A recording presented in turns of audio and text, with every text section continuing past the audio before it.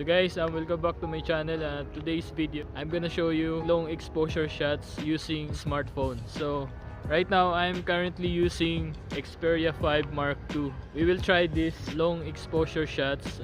We will go to that bridge up there. We will try to make some long exposure shots using this smartphone. We are at the top of the highway, and this is a beautiful spot, long exposure shot. So maybe we can sit right there and try to take a long exposure shot, right? So guys, here we have a shutter speed about 4 seconds, and try and start.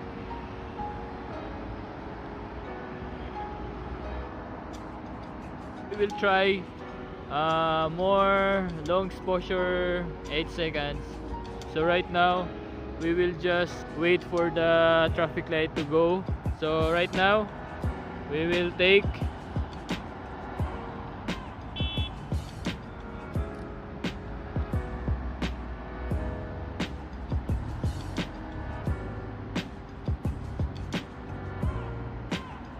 right now we will try the shutter speed about 2 seconds, right here. So we will just click and wait for the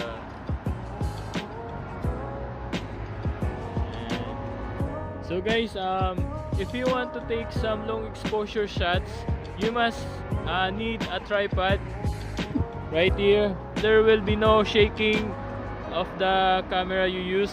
It's better to have a tripod, and to avoid the shaking of the phone, and to have a better output of the shots. It's better to use 4 seconds, or it depends on the situation and the environment.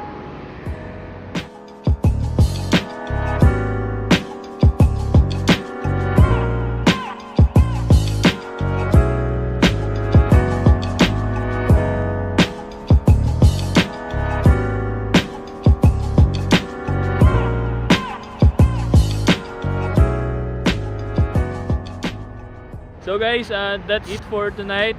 We will go home right now and do some editing process about the photo taken with this amazing smartphone. After this, I'm gonna show the photo.